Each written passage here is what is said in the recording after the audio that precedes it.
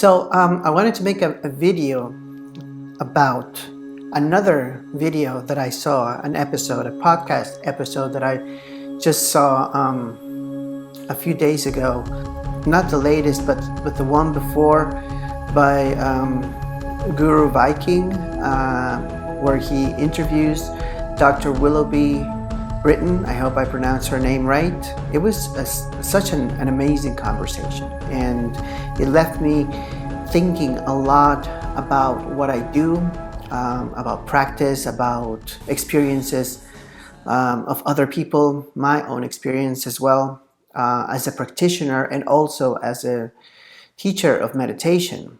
And it also made me think about the ethics of meditation, of teaching meditation, and how many teachers still don't address these topics that they discuss that are super important for a solid ethical foundation in the teaching of meditation. I'll get to it in a minute. I'm just going to be discussing several topics and ideas that they discussed in their conversation. I think the episode is called "When Meditation Goes Wrong."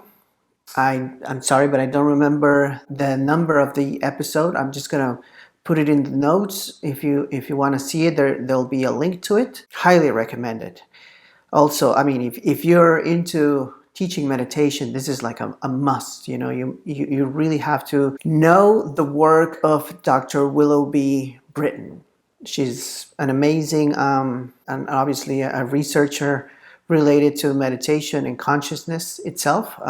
It's a fascinating work. I'm not really familiar with all her work, but just a few of her ideas that are super, super important for those that teach meditation and those that practice meditation. Okay, so the episode itself focuses on her life and her career as, you know, someone that researches all these different effects that meditators experience. I mean, I don't really know all of her work, but what I do know is that she does invest her time quite a bit on understanding the different side effects of meditators.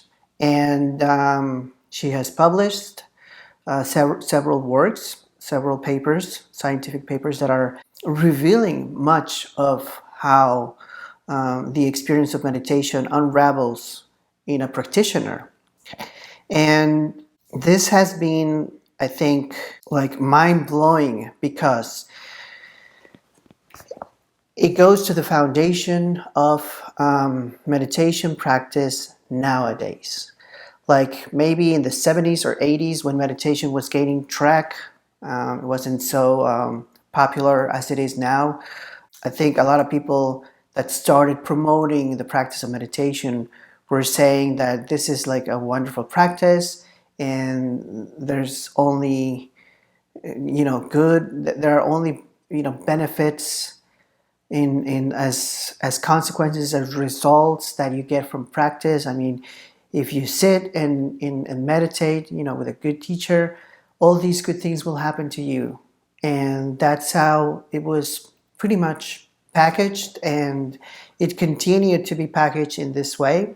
I myself have also packaged meditation in this way. Although I have been very open about the side effects of meditation in my videos and in the courses that I teach and to every single one of my students, I do think that I have focused more on the benefits of meditation practice. And I guess that's natural if what you do is something that you want to promote and you want to get more people excited about and also help you make a living out of this. I don't teach meditation to be someone super rich, and you can verify this because every time that I launch like a course with a price tag on it, I always say that if you want to take the course and you can afford it for whatever reason, just send me an email and we can work something out. If there's absolutely no income present, it's like I'll give it for free If you want it, it's not something that I do for profit. But since I do want people to practice, and I do want people to know about the Buddhadharma, and I am a marketer, I tend to talk about the benefits mostly, because that's what we do. We marketers, we talk about the benefits of the products and services. It's like we never talk about side effects. We never talk about limitations of a product, of a service.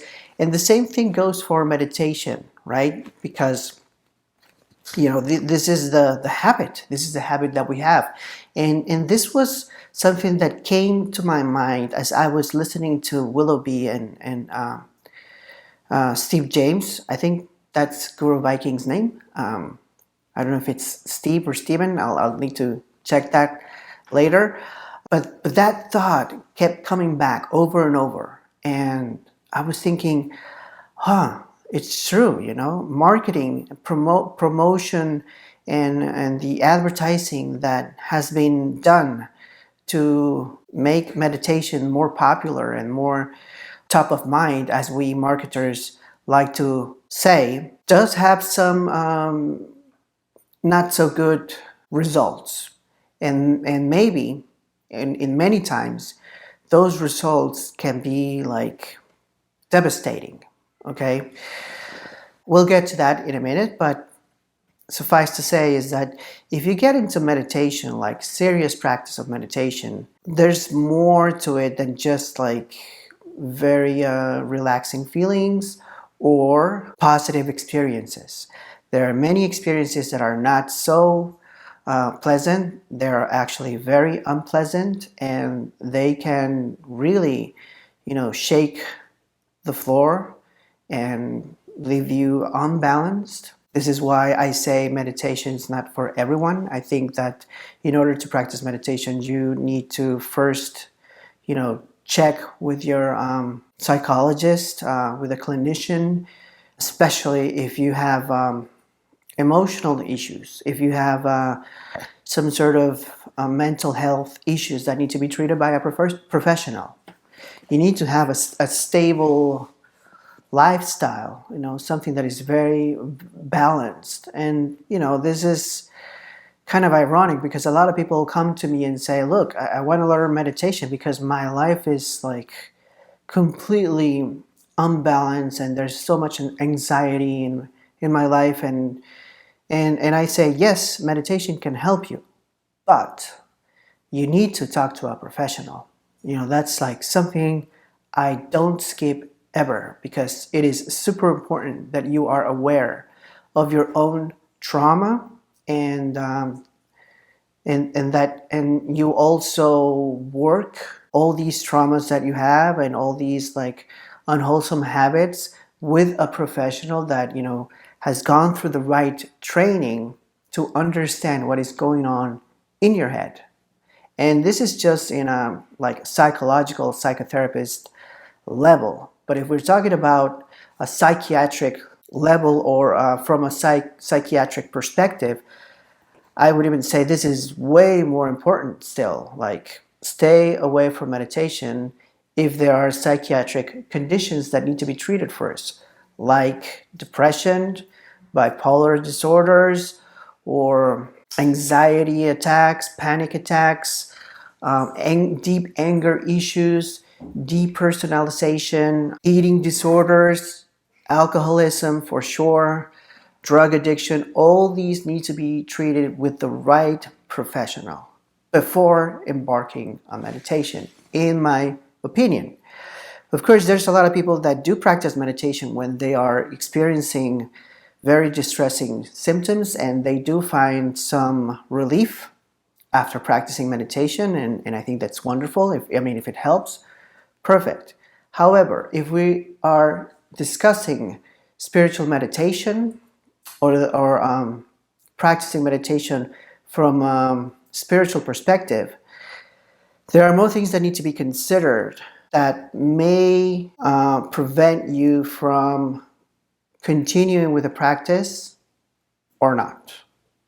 And what exactly do I mean? Let's check some of the comments that Dr. Britton and Guru Viking discussed, well, first of all, when they talked about these topics, one of the things that I love from Dr. Britton is that she used very precise terms that I think are on point and that are very useful to understand what is it that we want to do with meditation practice. And one of these concepts, one of these terms that she uses is the attenuation of the self. And that's like a great way to put it. A lot of people start practicing meditation to attenuate the sense of self. Or I think she also mentioned the words an annihilation of the self. And that's what a lot of people want to do with the practice of meditation. And that's a serious goal. If that's your goal, that has some intense consequences in your life. And another thing that came to my mind when I listened to that term is that does the attenuation of the self apply to the teachings of the Buddha? Is that what we really want to do as Buddhist practitioners, or does that belong to a different tradition? Would that be more fitting to another spiritual tradition? And I ask this because I don't know. I don't know if the attenuation of the self is, one of the goals of Buddhist practice. Why? Because, if you know a little bit about Buddhism, the Buddha wasn't really teaching meditation to annihilate the self, nor to affirm the self. There was like a middle way between these two extremes.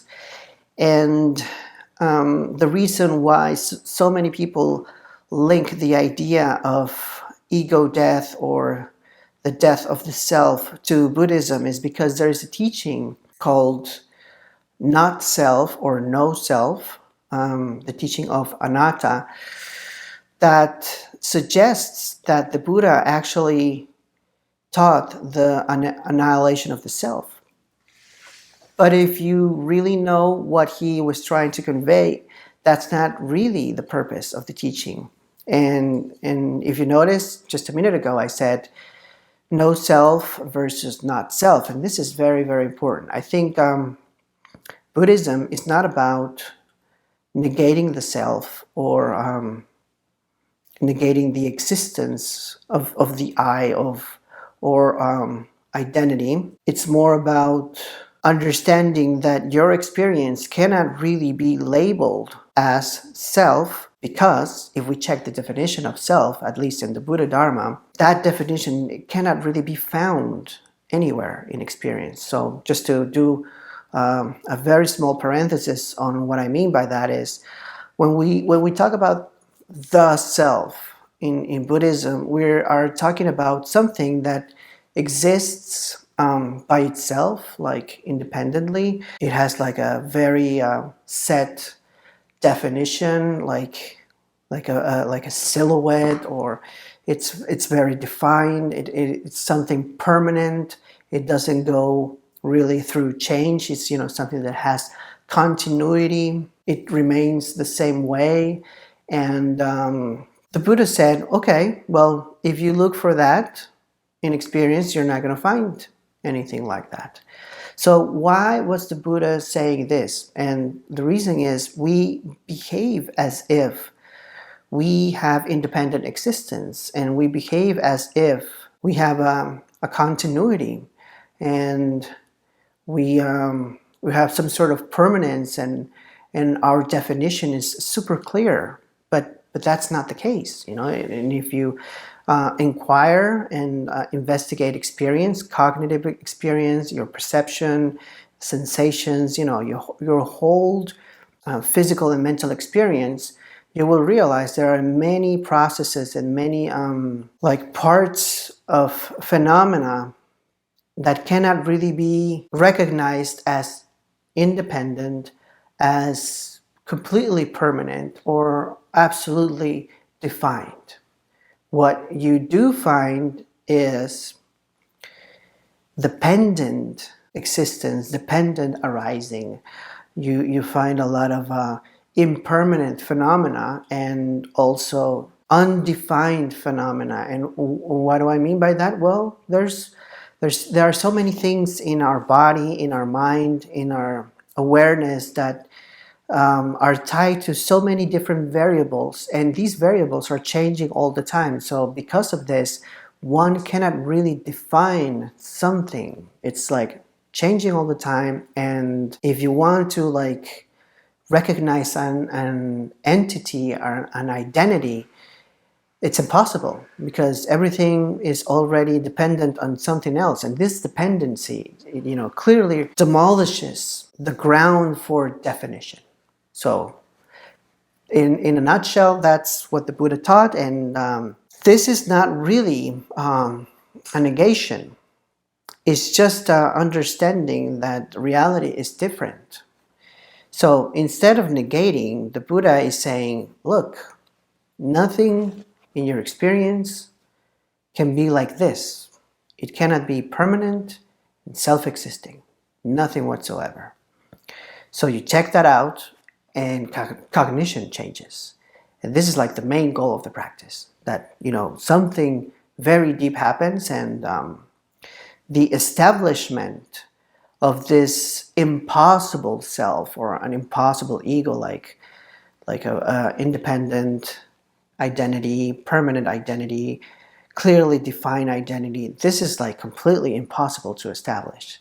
So that changes a lot of things in your cognition. So that's one thing I wanted to say, because in the conversation that Dr. Britton and Guru Viking had in this episode, there was a question, what is it? What self is being negated? And this refers to a very fascinating idea that Dr. Britton said. She said that, through the different kinds of research, I'm not really a professional. I don't know about all these subjects because I'm not a scientist.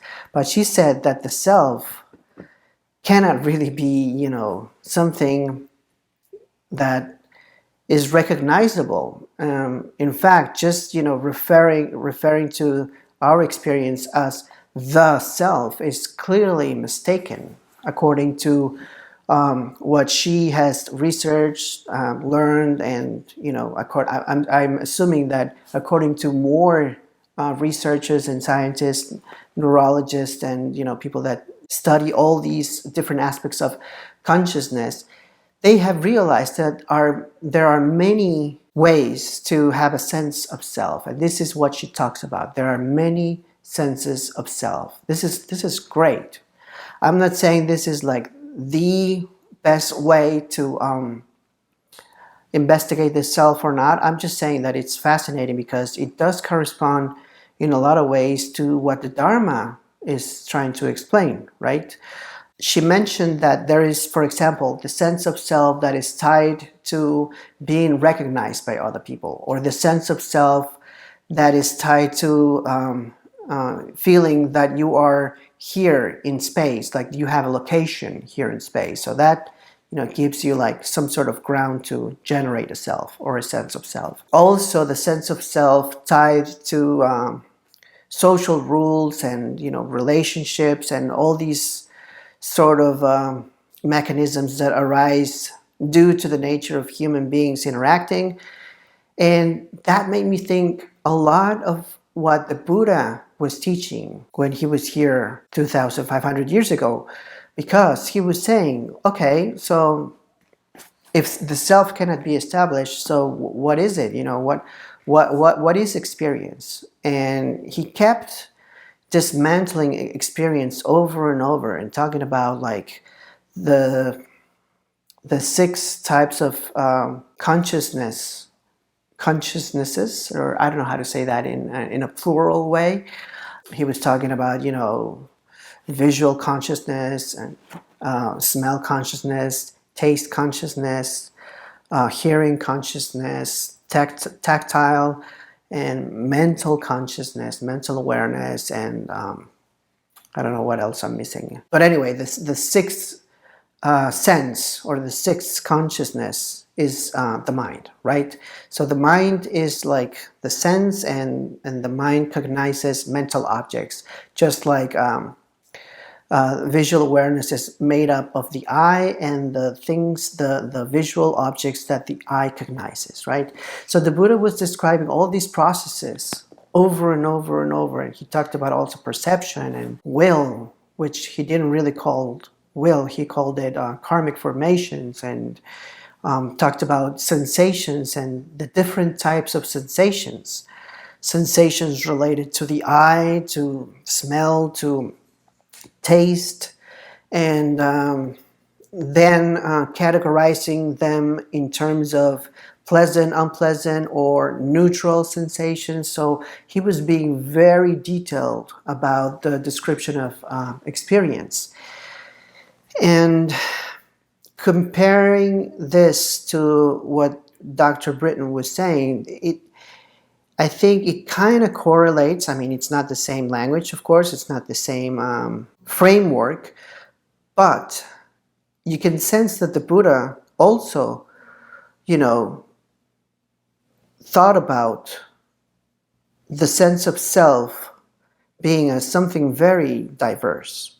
Hence, you cannot really establish a self, right? That's like one of the main ideas. I mean, it can get more complicated, and it does get more complicated when you get into Buddhist philosophy, because then you talk about, the concept of many and the one, and how these two are mutually dependent and they don't really exist by themselves. And that kind of like takes you into the emptiness of those two concepts, right? But having these ideas presented, in clinical setting, in a psychiatric setting, through the work of Dr. Britton, I think is excellent. This is wonderful, and it is also very very much needed in the meditation teaching circles, because later on, when they keep talking about how complicated the meditation experience can get, they get to the subject of when meditation goes wrong. And this is really interesting, because some of the experiences that they described, I've experienced those experiences, and it's like, wow, there's more people out there who are meditating and they are going through these unpleasant experiences, and no one really knows about them like openly. It like a lot of people don't really know about this. They just get into meditation without knowing that they might encounter very unpleasant experiences, right? So some of the things that she mentions is, there is a sense of, when meditation goes wrong, there is a sense of profound disconnection. And this idea, she mentioned that it came from, I think, one of her students or colleagues, I don't remember, but there is this experience of profound disconnection, right? And this disconnection refers to, like, when you're meditating for some time and suddenly, you experience that you're disconnected from reality, disconnected from your body, your thoughts, experience itself. And as they said, this falls into the areas of depersonalization, which is, something that might be somewhat common to human experience, but when it doesn't go away, then that is a disorder, right? When you're always feeling that you're not really connected to your body or to this moment, and you're kind of like experiencing your reality as if you were outside of your body, not like physically outside, but like your awareness doesn't really identify with this body and this person, and that feels kind of like disconcerting rather than blissful, then we're speaking of an episode of meditation going wrong. I don't know if all meditators go through this. I mean, like, serious meditators or just casual meditators, but I did go through that. Not like right away. At first, like I said in other videos, meditation experience happened to me. It's not something that I looked for. I didn't really decided, today I'm going to meditate. From now on, I'm just going to like practice. No, it's just like started happening to me because of several reasons. And I became very interested in the practice, and I realized that there's something very like profound and in my opinion very sacred about these experiences. So I was like super hooked with the practice, and I started meditating all the time, every day, through Buddhist Tantra and through just shamatha practice. And Vipassana as well. And during those years, I think it was 2009, 2010, I do remember experiencing some depersonalization. And I felt that I didn't know who I was or where I was. Like I suddenly stopped having the sense of being aware of my reality. I just felt like kind of like suspended in this experience, but I couldn't really recognize where I was or who I was. And I also felt that my thoughts were not really in my control, or my awareness for that matter was not really in my control. And I do remember feeling scared when I felt that. And I was like, oh my God, now I really messed up. I thought about that. And I was like, I'm going to go crazy. And fortunately, just little by little, I regained the sense of, reality and being here and being present and just feeling like myself again. So that was like a relief. I experienced that several times again, and then I stopped experiencing that. I don't really know the reasons behind, the cure or how I transcended, these bad experiences with meditation. I don't know if I did something right or not, but I have some theories, and I think I was able to not disconnect from reality or from my personality because I was under the tutelage of a Buddhist Lama, and I received many, many teachings on the Buddhadharma and what the goals were and what experience was about. And one of the teachings that I received that I think was crucial to like not disconnect from reality was the teaching of bodhicitta, which is cultivating the motivation to benefit all beings. When you cultivate that intention, the intention of benefiting all beings, you're kind of forced to recognize that there are more things here and that you are in this moment, because you cannot really benefit all beings if you're not here. I mean, that's like the logic that I see.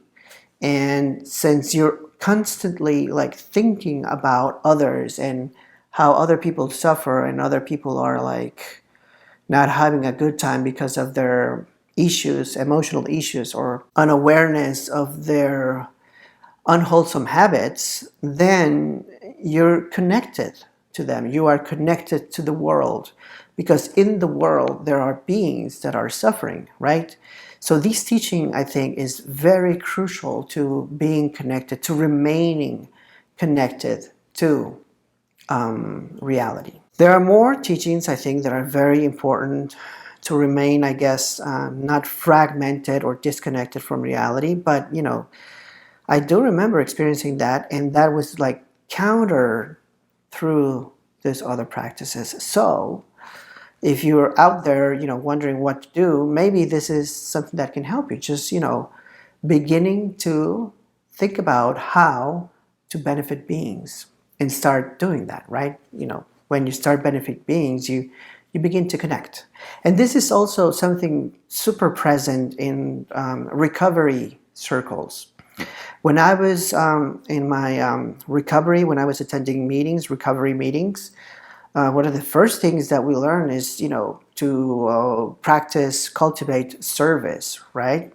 What does that mean? Well, helping people with their chairs, keeping the place clean, maybe moderate the meetings every now and then, just being someone of service, to others. And that's like very Buddhist. I mean, it doesn't really come from a Buddhist source in these recovery meetings, because mostly they are based on the 12-step programs. But I mean, in the end, it's the same practice when you start thinking about, benefiting others. Also, in these meetings, every time a new person comes in, it's just like you feel that you want to help this other person because you understand that this person has felt what you have felt, because you understand the pain. So this keeps you very, very connected to them, to helping others that are not really in distress, but you just want to be, useful and beneficial to others. I think that's when spiritual practice takes a very foundational flavor, because that practice is not meditation. It's just simply cultivating a wholesome quality or wholesome habit.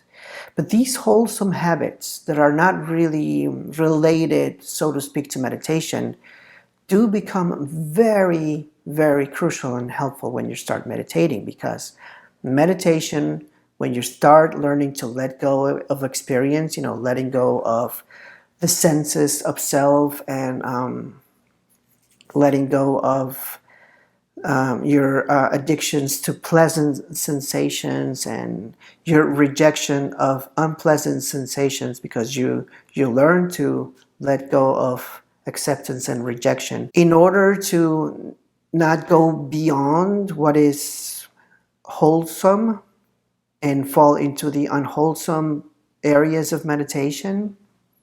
I think this is like super important to just be of service. Okay, so I wanted to say that was very, very tied into what they were talking about, like how to counter something like this, how to counter disconnection, right? Okay, so, and actually, Dr. Britton mentioned something else, because she said, okay, so there's like a attenuation of self that leads to this disconnection, deep disconnection, but there's also a self-attenuation that leads to something completely different and kind of like the opposite of disconnection, which is when you let go of the sense of self or the different types of self, the senses of self, you kind of expand. It's, I don't want to say that your awareness grows and becomes something giant. I mean, yes, but I think a better term would be it expands. So when you let go of, the sense of self is here, inside this head and related to this sound of voice, when you let go of that experience, then awareness kind of like expands, because it is liberated. And this expansion feels like you are connected to everything around you. So this is, I think, the right way that you should take when you start practicing meditation. When you feel that you are connected and that your awareness, instead of being something confined to this body, kind of like permeates everything, and this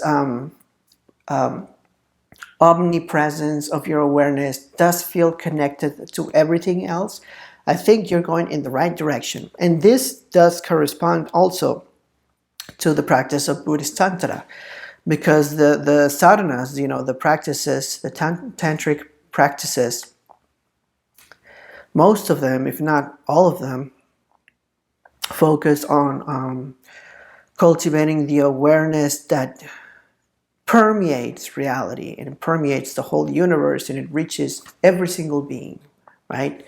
So your awareness reaches every single being and benefits every single being. I'm just giving you like a very brief description of a tantric practice. And as you can see in these instructions that you get when you do a tantric sadhana, the sense of connection is cultivated because awareness is expanded And this awareness reaches all beings, so you are connected to all beings. And this is very connected also to the idea of benefiting people, benefiting all beings, right?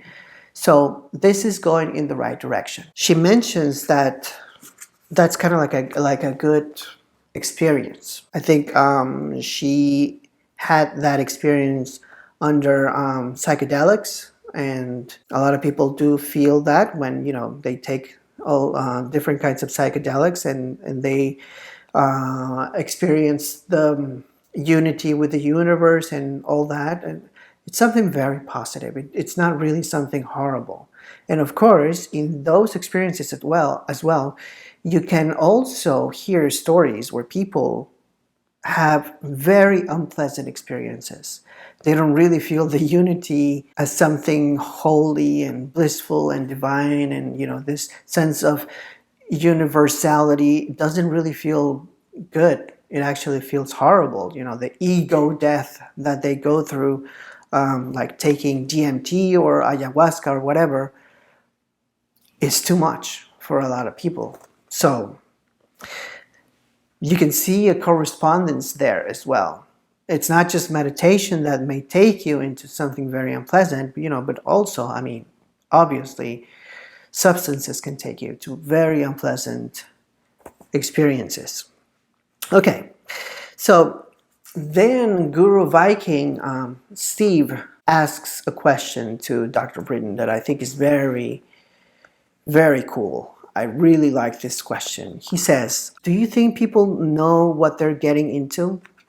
And he's talking about the people that start meditating, right? And I don't remember right now, the answer that Dr. Britton gave, but that question made me think a lot. And if you ask me, I don't think a lot of people are aware of what they're getting into when they start meditating.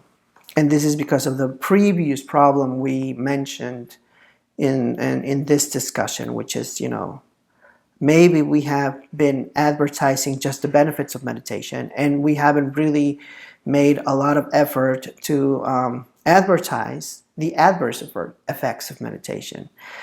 It's kind of like those TV commercials of the different kinds of medication that people can get.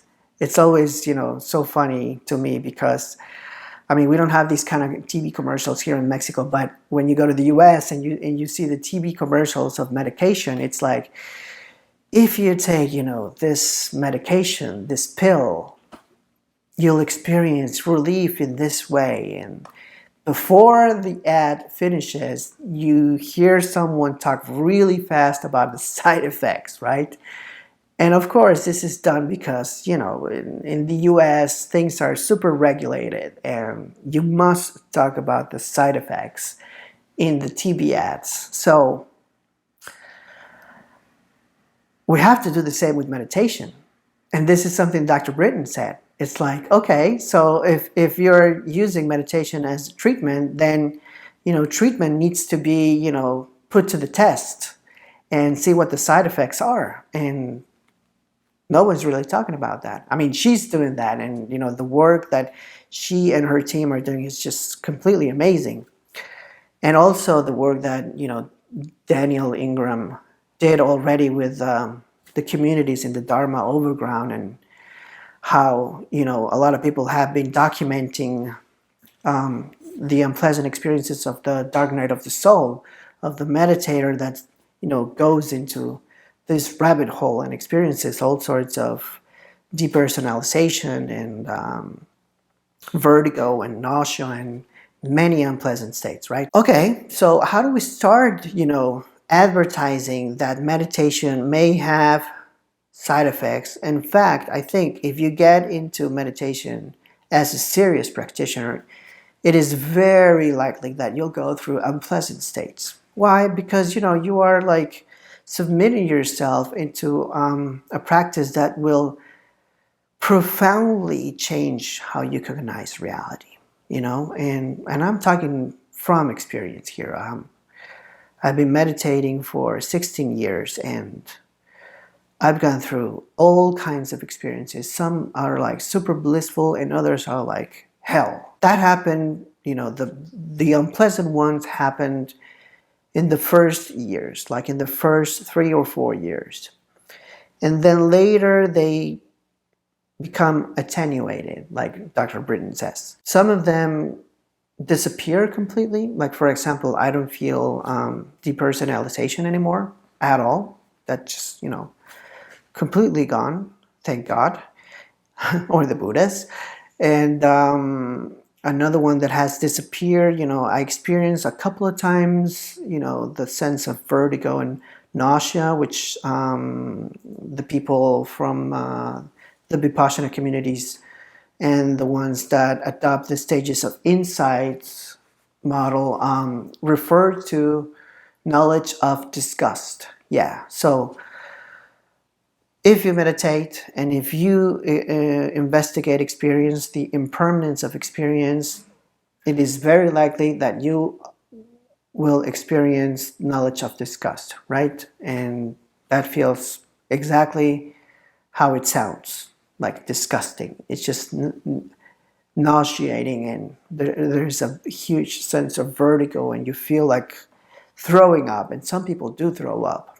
I didn't throw up, but I certainly wanted to. And there are so many like antidotes, but these antidotes are not like, oh, you do this and everything will be okay. No, it's more like, it's not really an antidote. It's not really like a medicine, like a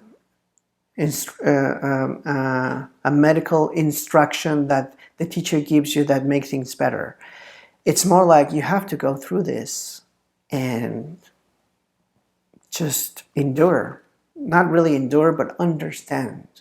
Like integrate the experience and help yourself, your mind, your cognition become used to a different way of cognizing, which is super hard. I'm not really like doing a really good job at selling meditation here, which, this is very uncommon because most of the time I'm telling people that, meditation is amazing and it changes your life for the better.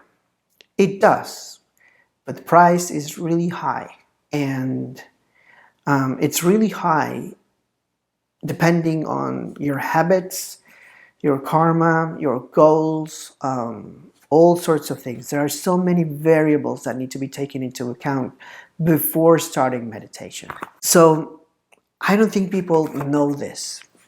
We are in a stage in this history of meditation or humankind practicing meditation. We're in this stage where we're not really aware of everything that happens when you start practicing. I'm hoping that in the future, more people will know about this and there will be better programs and better ways to deal with the effects. Right now, there's only one place that will do this, which is the community that Dr. Britton has put together at, I think it's called Cheetah House.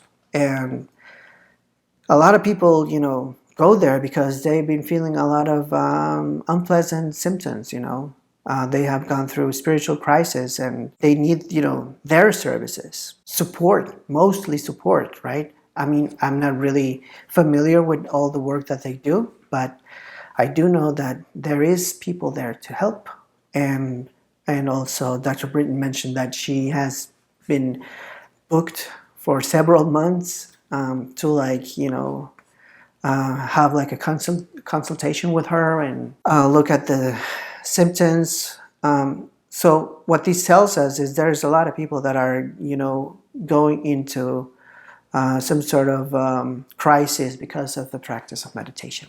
That's something that needs to be acknowledged, period. To get to that phase, to get to that point where everybody or most people know that if you get into the practice of meditation, you will experience very unpleasant experiences or sensations, there needs to be more information about this. So one of the purposes of this video is just, to start talking about this way more openly.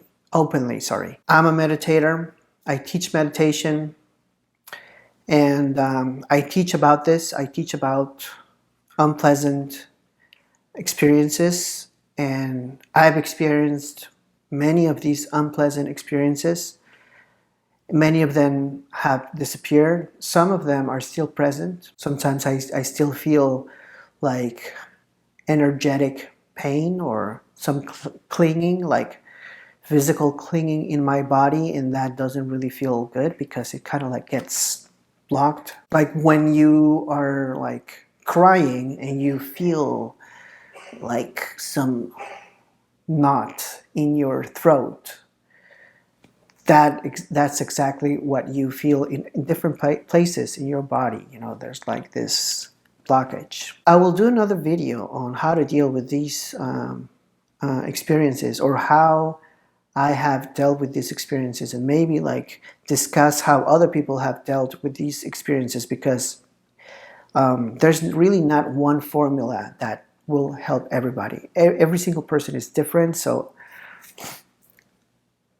solutions must be different as well. But I will share what has helped me in the hopes that it will help other people.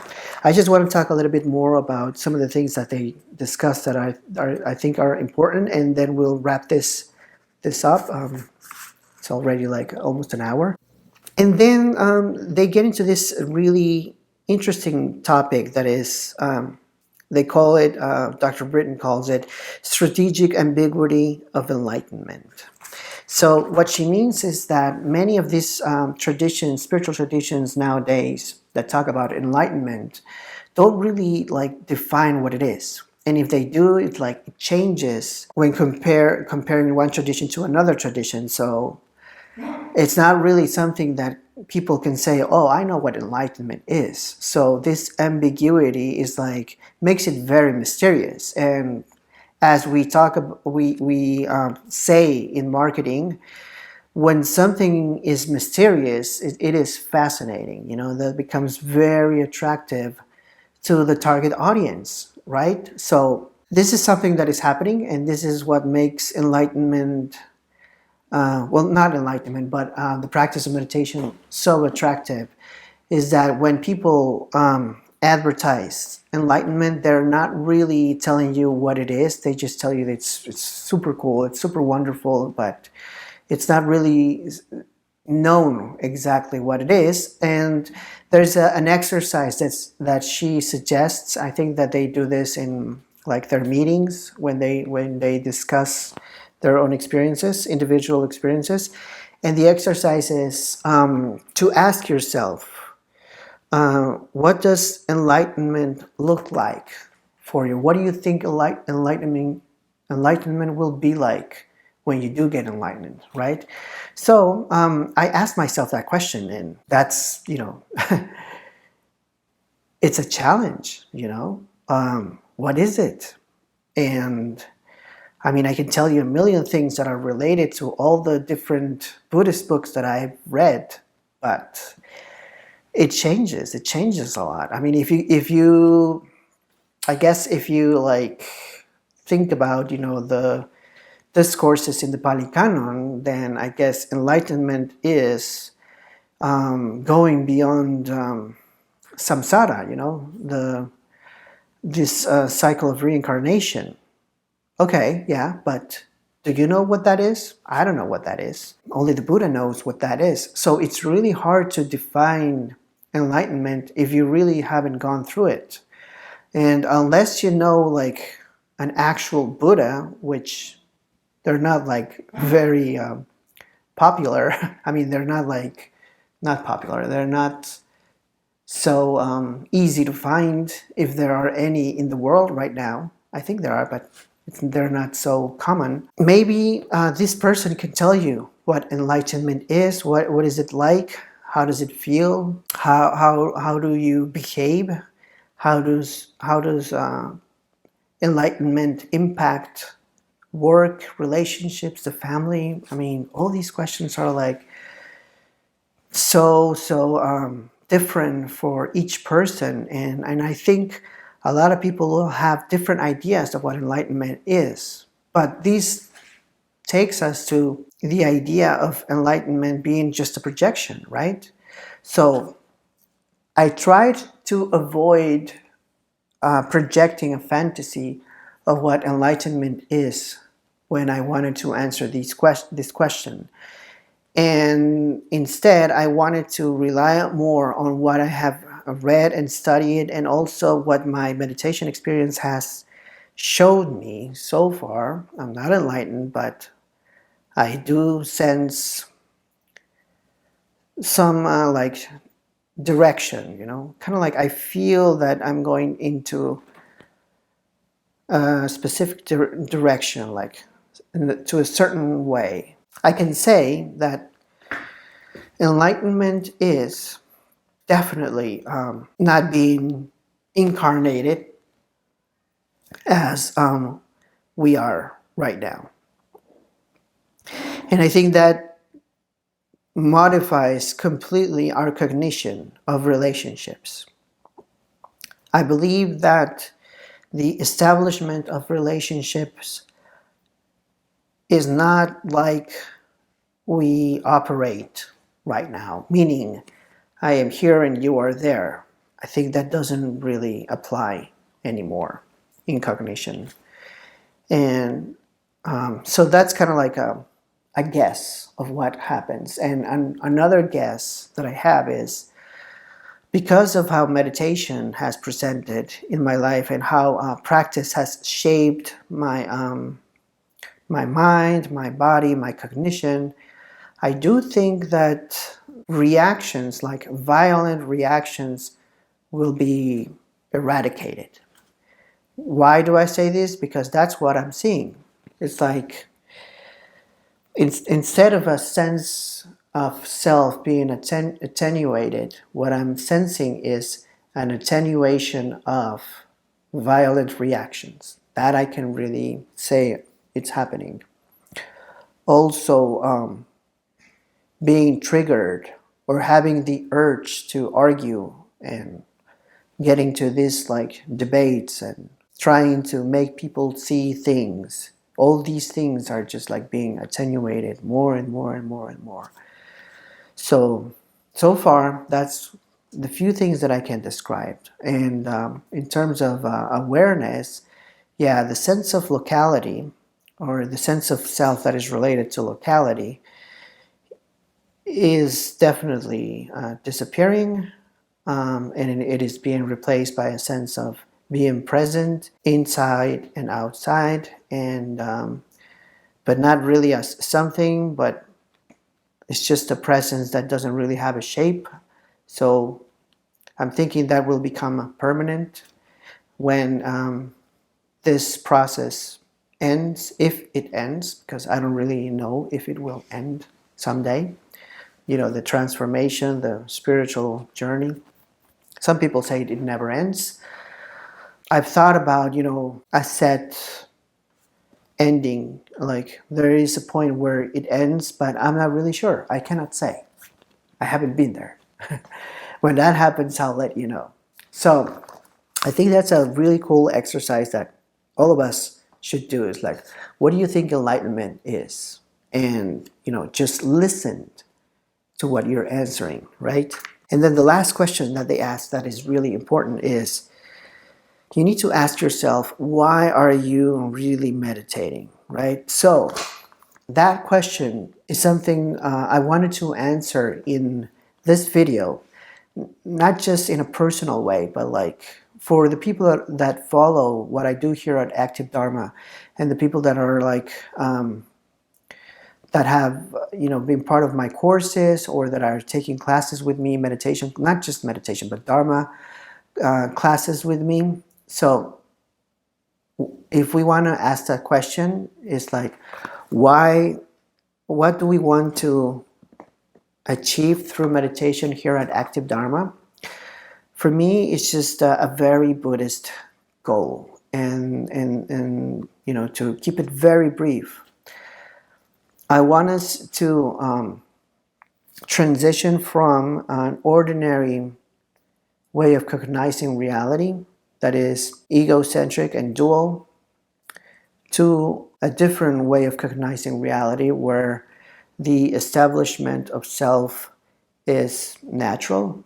I'm sorry, the non-establishment of self is completely natural and permanent. Why? Because of what the Buddha taught. The non-establishment of self is liberation from the conditioned experience of this idea of having a self. And also, and this is like the main reason I think our goal is to transition to a cognition that doesn't establish a self. The main reason for this transition is because establishing a self is mistaken, at least from the Buddhist perspective. Okay, I'm not talking about, other traditions. I'm not saying that our tradition is the only one that is correct or is the most important, but this is the tradition that I practice and that I teach to other people. And it's not a belief. From experience and from the studying of the Pali Canon and the suttas, when we say that the self is something independent, permanent, and clearly defined, this is a mistake because reality doesn't really behave in this way, or there is no evidence that can support this claim. So it is a mistaken view. So when we shift into a view that is not mistaken, cognition changes. And there are many benefits. Maybe I'll get into that in a different video. But that's, the reason, to answer the question that Dr. Britton and Guru Viking propose in their fascinating episode. So, okay, so thank you for listening to this discussion that I just had with you, this monologue that I just had with you. If you have any questions, comments, please, just send me an email or put them in the comments below. My email is alejandro@activedharma.com. There is a meditation course that I am currently selling, but if you want to take that course, but you are not able to afford it at the moment, send me an email and let's see what we can do. Unfortunately, this course is only in Spanish at the moment. Maybe later I'll have it finished in English. I'm like super busy at the moment, and I don't have the time right now to completely translate it into English. Maybe, when I do translate it into English, it'll be a better meditation course that can include more tips to overcome the unpleasantness of meditation practice.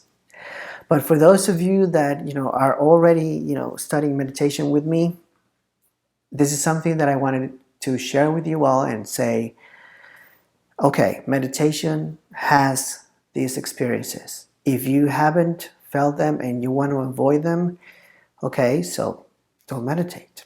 Don't meditate as I am sharing with you. Following the instructions of the Dharma.